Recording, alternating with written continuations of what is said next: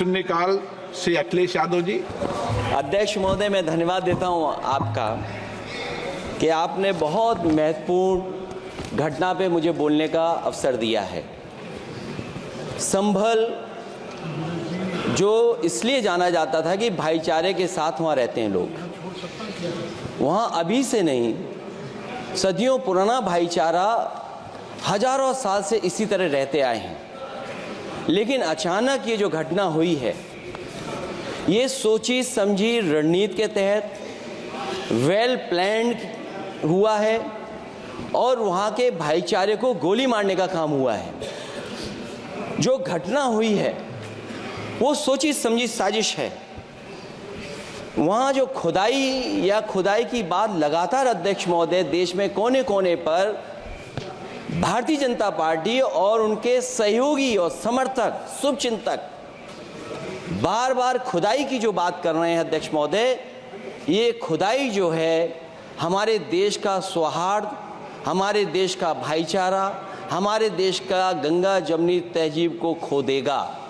मैं आपका धन्यवाद इसलिए भी देता हूं कि इस महत्वपूर्ण जो साजिश हुई, और वो साजिश सोची समझी इसलिए मैं बोल रहा हूं।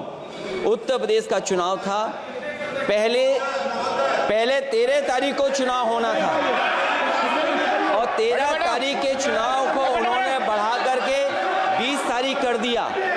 और इस जो घटना है मैं आपके सामने पढ़ना चाहता हूं। अध्यक्ष महोदय, ये यात्रा रुकी क्यों नहीं है? यात्रा ले जाओ दूसरी तरफ।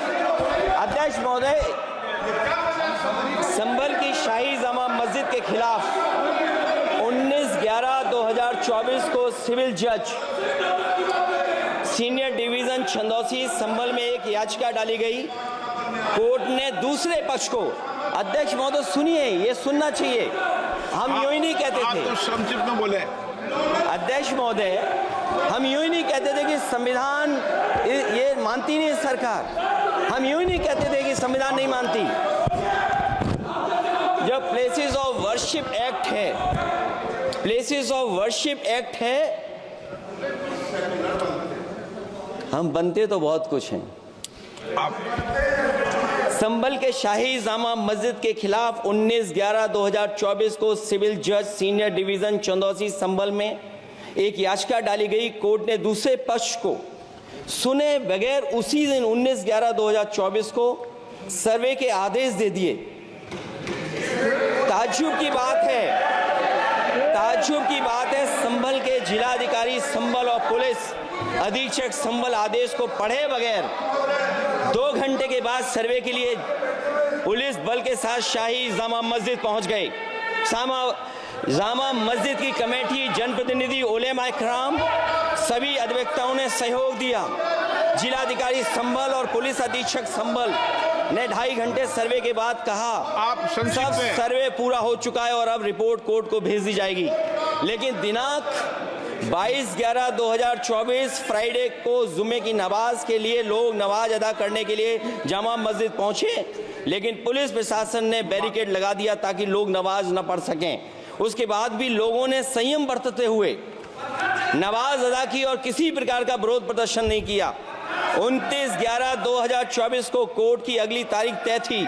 शाही जामा मस्जिद की कमेटी और मुस्लिम समाज के सभी लोग कोर्ट में केस की पैरवी के लिए तैयारी कर रहे थे, परंतु दिनांक 23/11/2024 की रात पुलिस प्रशासन द्वारा कहा गया 24/11/2024 यानी अगले दिन सुबह को दोबारा सर्वे किया जाएगा। शाही जामा मस्जिद कमेटी और अधिवक्ता ने कहा कि इस सर्वे तो मुकम्मल हो चुका है, अब दूसरे सर्वे की क्या आवश्यकता है? कोर्ट के आदेश का हमने पालन कर दिया।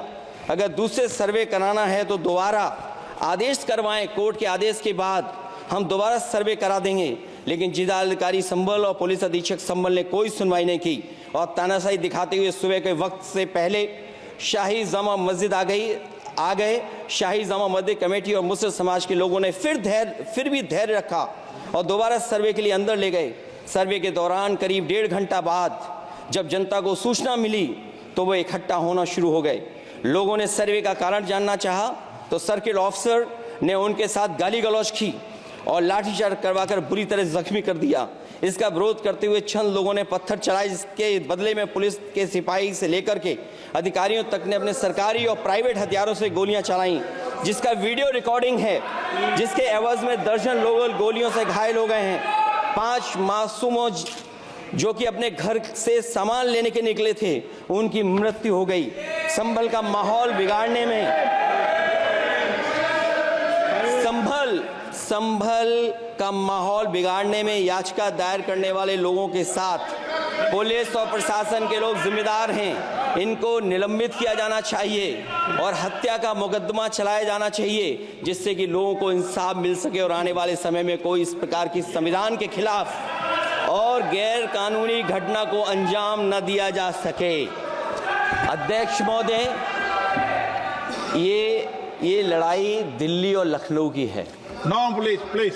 कभी दिल्ली पहुंचे थे जिस रास्ते, वही लखनऊ वाले उसी रास्ते पहुंचना चाहते हैं। उज्जर रमन सिंह जी 2 मिनट बोल रहे हैं, आप 1 मिनट बोल रहे हैं। हो गया विषय आपका अखिलेश जी, विषय हो गया आपका।